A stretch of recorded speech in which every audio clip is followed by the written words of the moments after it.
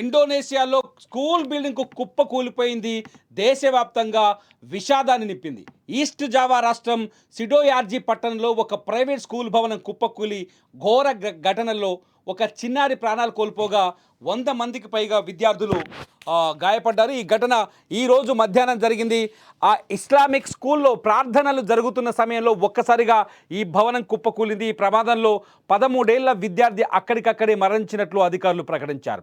గాయపడిన విద్యార్థులను హుటాహుటిన ఆసుపత్రికి తరలించారు. వీరిలో కొందరి పరిస్థితి విషమంగా కనిపిస్తోంది. ప్రమాదం జరిగిన సమయంలో ఇంకా 38 మంది విద్యార్థుల ఆచూకీ తెలియాల్సి ఉంది. వీరు శిథిలాల కిందే చిక్కుకున్నారని అధికారులు భావిస్తున్నారు.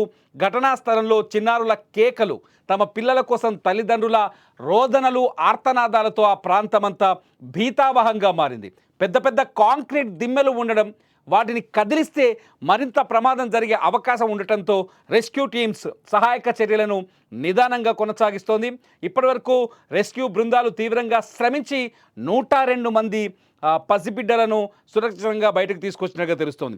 అధికారుల ప్రాథమిక అంచనా ప్రకారం స్కూల్ భవనం చాలా పాతది కావడం వల్ల, అలాగే అనుమతి లేకుండా ఎక్కువ అంతస్తులు నిర్మాణాలు చేపట్టడం వల్ల ఈ ఘోర దుర్ఘటన జరిగి ఉంటుందని అధికారులు చెప్తున్నారు. ఈ ఘటనపైన పోలీసులు కేసు నమోదు చేసి ప్రస్తుతానికైతే ప్రాథమిక విచారణ మొదలుపెట్టారు. మనం చూస్తున్నాం స్క్రీన్లో స్కూల్ బిల్డింగ్ కుప్పకూలిపోయిన సీన్ చూడొచ్చు.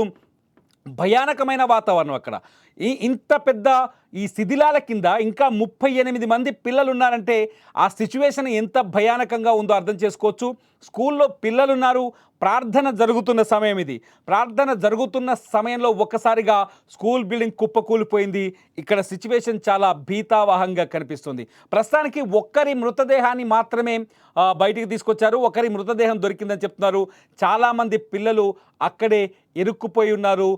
చాలామంది పిల్లల్ని కాపాడే ప్రయత్నాలు అయితే జరుగుతున్నాయి. రెస్క్యూ టీమ్స్ ప్రస్తుతానికి అక్కడ ఆపరేషన్ని కొనసాగిస్తున్నాయి. ఈస్ట్ జావా రాష్ట్రం సిడోయార్జీ పట్టణం, ఈస్ట్ జావా రాష్ట్రంలోని సిడోయార్జీ పట్టణంలో ఈ సంఘటన జరిగిందని మనకు తెలుస్తుంది. మనం ఫోటోలో చూస్తున్నాం. లేటెస్ట్గా మనకు అందుతున్న ఇన్ఫర్మేషన్ ఇది. అక్కడ సిచ్యువేషన్ రెస్క్యూ ఆపరేషన్ చూస్తున్నాం. ఇదంతా ప్రస్తుతం ఇండోనేషియాలో కొనసాగుతున్న రెస్క్యూ ఆపరేషన్ సంబంధించిన విజువల్స్ చూస్తున్నాం. చూడండి, ఒక పిల్లర్స్ ఎంత స్థాయిలో ఉన్నాయో. మొత్తం స్కూల్ బిల్డింగ్ పిల్లలు కూలి నేల మీద కూలి పడిపోయాయి. ఆ పిల్లర్ల కింద ఇప్పుడు పసిపిల్లలు ఉన్నారంటే తలుచుకుంటేనే గుండె ద్రవించిపోతుంది. ఆ పసిపిల్లలు నిజంగా దేవుడి దయ వల్ల పిల్లలు ఎటువంటి ఇబ్బంది లేకుండా ప్రాణాలతో బయటపడాలని మనం కోరుకుందాం. ఎందుకంటే ఇండోనేషియాలో జరిగిన ఈ సంఘటనని గుర్తు చేసుకుంటే మన సిటీస్లో కూడా చాలా చోట్ల పాత బంగ్లాలు, పాత బిల్డింగులు, అసలు బిల్డింగ్ల విషయంలో, భద్రత విషయంలో చాలామంది చాలా నిర్లక్ష్యంగా వ్యవహరిస్తారు.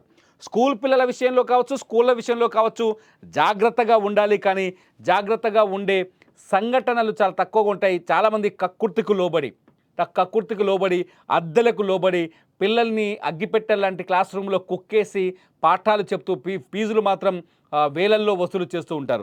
ఇటువంటి వారికి ఇదొక ఎగ్జాంపుల్ అని చెప్పాలి.